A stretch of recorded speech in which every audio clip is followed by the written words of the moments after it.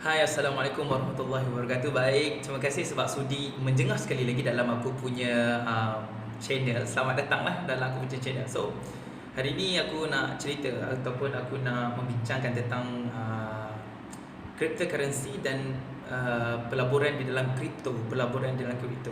So, kita sebagai orang Islam kan, apabila kita cakap pasal cryptocurrency, so kita wondering, benda ni boleh ke buat? Benda ni boleh ke kita labur? Benda ni halal ke tak? Benda ni patut syariah ke tak? So, hari ni aku nak merungkai perkara-perkara ini supaya korang hilang keraguan di dalam hati korang untuk nak melabur dalam benda ni atau untuk nak menyimpan dalam benda ni. Okay. First, kita kena faham cryptocurrency itu apa dia. So, cryptocurrency ni dia merupakan satu mata wang.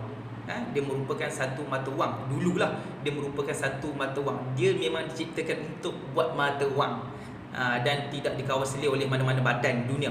So, perkara benda macam ni mendapat tentangan daripada pakar-pakar kewangan Islam pada waktu ketika tersebut.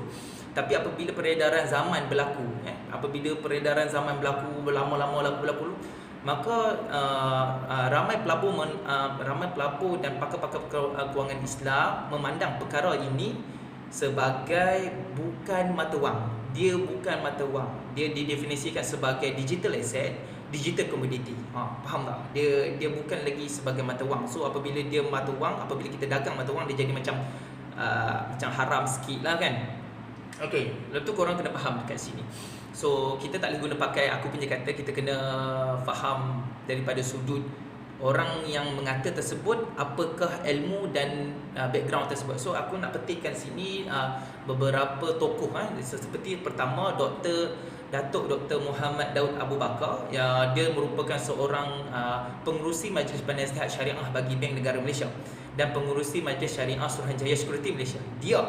Dia cakap, kita dengar dia cakap. So dia cakap, dia menyimpulkan dalam ulasan yang sangat panjang, dia menyimpulkan bahawa Bitcoin merupakan sesuatu yang patuh syariah dan dalam pelaburan Bitcoin adalah harus. Dia cakap, dalam pelaburan Bitcoin adalah harus dan keuntungan yang diperolehi daripada Bitcoin tersebut haruslah dikenakan zakat.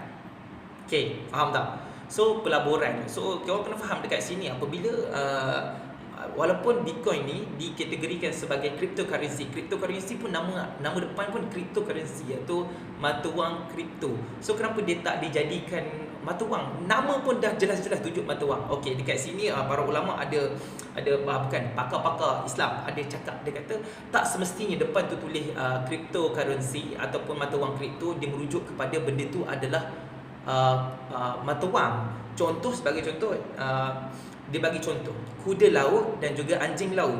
Apabila kita kata kuda laut, tak bererti kuda laut itu adalah seekor kuda. Dia bukan daripada spesies kuda. Namanya sama tapi dia bukanlah seekor kuda. Begitu juga anjing laut. Anjing laut merupakan satu binatang yang duduk dalam air, bersifat mamalia, dan dia bukan daripada spesies anjing laut, walaupun dia bukan spesies anjing walaupun nama dia ada anjing. Faham tak? Begitu juga benda ni terguna pakai dalam konsep cryptocurrency. Nama dia cryptocurrency tapi dia bukan merupakan satu instrumen kewangan, tetapi dia merupakan satu komoditi digital ataupun digital asset. Benda yang boleh didagangkan dan benda yang boleh ditransaksikan mengikut demand dengan supply. Faham? Faham tak faham? Kalau korang tak faham, nanti korang PM aku kan. Nampak macam berbelit sikit. Okey. Kedua, seorang pakar kewangan Islam lah yang terkenal di tanah air, iaitu Dr. Zaharuddin, CEO Al-Azhar Syariah Advisory Sedia Berhad. Dia pun menyatakan benda yang sama. Beliau mengharuskan penyimpanan Bitcoin dan mengingatkan kepada sesiapa saja yang mencebur diri dalam bidang pelaburan Bitcoin ni harus dibayar zakat apabila cukup haul dia. Okay, kat situ aku dah bagi korang dua figure yang sangat besar yang menyatakan pendapat dan pandangan mereka dalam bidang cryptocurrency. So kalau korang tiba-tiba rasa macam keraguan untuk nak meneruskan hajat untuk nak mencebur diri dalam bidang pelaburan ni, masih ragu lagi, korang boleh rujuk dia orang punya web, korang punya dia orang punya web, dia orang punya link, dia orang punya profile, dia orang akan cerita dengan lebih panjang dengan konsep yang lebih jelas kepada korang. Aku hari ini nak kongsikan kepada korang supaya benda ini tidak melibatkan keraguan di dalam hati korang.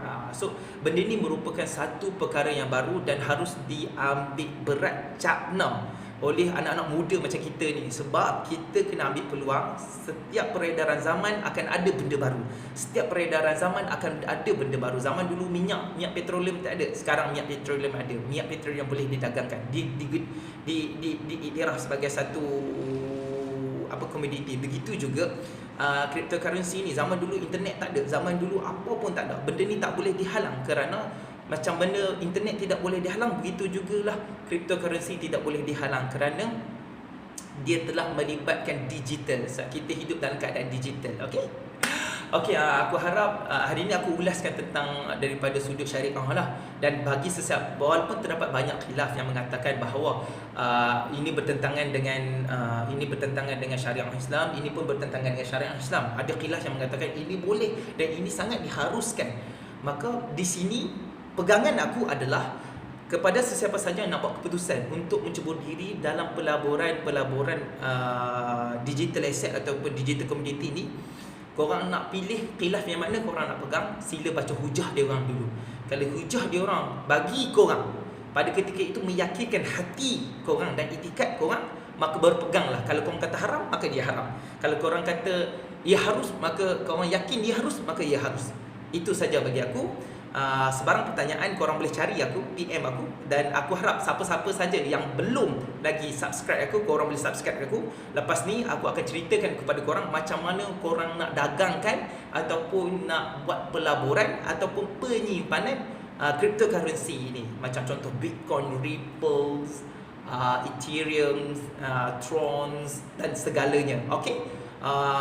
Sehingga next time kita jumpa lagi. Assalamualaikum warahmatullahi wabarakatuh.